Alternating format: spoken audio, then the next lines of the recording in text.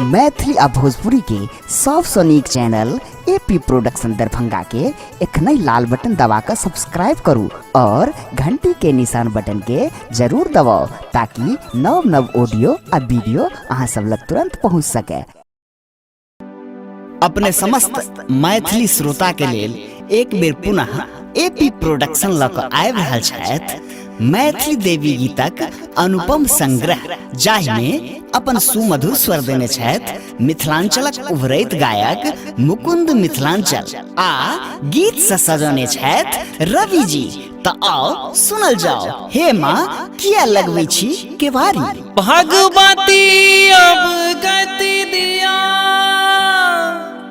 सदा सुमति घर होय, अन्न धन लक्ष्मी भक्ति श्रद्धा भार्या योग्य सुत दे।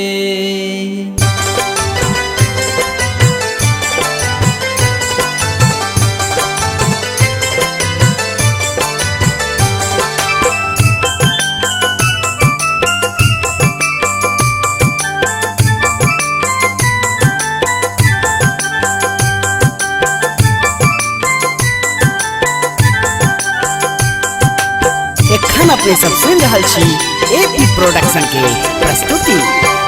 जन्म जन्म के माँ हम छी पुजारी, जन्म जन्म के माँ हम छी पुजारी, आयल छी आहक दुआरी।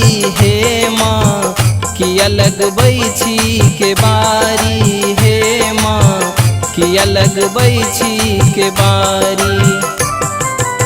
जन्म जन्म के माँ हम छी पुजारी, जन्म जन्म के माँ हम छी पुजारी, आयल छी आहक दुआरी। हे माँ किया लगबै छी के बारी, हे माँ किया लगबै छी के बारी।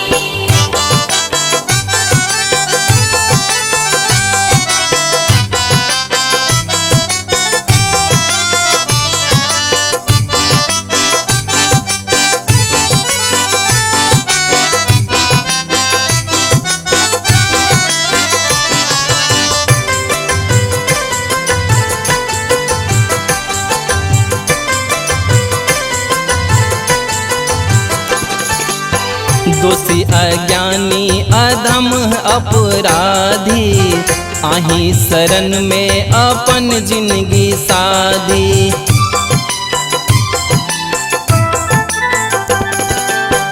दोषी अज्ञानी अधम अपराधी, आही शरण में अपन जिंदगी साधी। जन निर्बुद्धि माँ की ऐठ लै छी, जन निर्बुद्धि माँ की ऐठ लै छी, खोल दिया ज्ञानक पेटारी।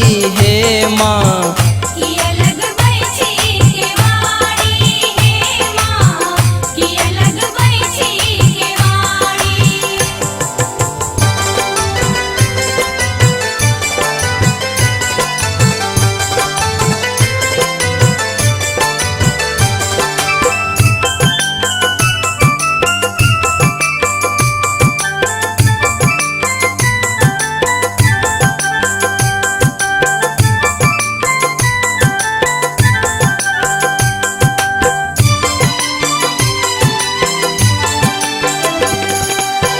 पूजाल पाठ किछु केलहुँ उपास, थाकि बैसल छी जीवन सँ निराश।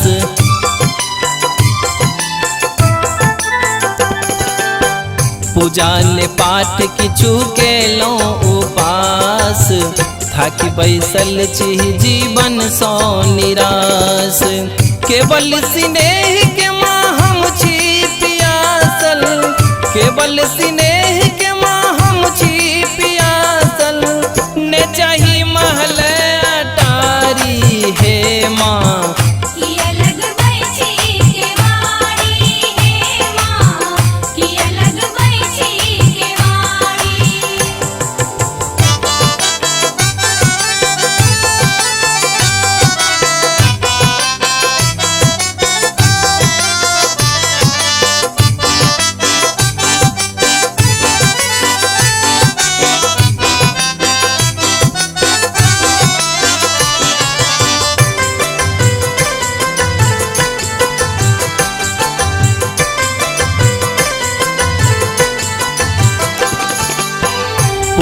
अज्ञान रवि मन में तुलाबो, गलती बिसरी अपन हृदय लगाबो।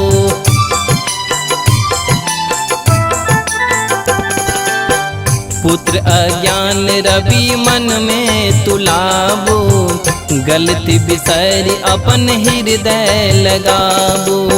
शरण लिलोह से बल मुकुंद मिथिलांचल, शरण लिलोह से बल मुकुंद मिथिलांचल, देखो नयन उघारी हे माँ। की अलग बैठी के वाणी हे माँ, की अलग बैठी के वाणी। जन्म जन्म के माँ हम छी पुजारी, जन्म जन्म के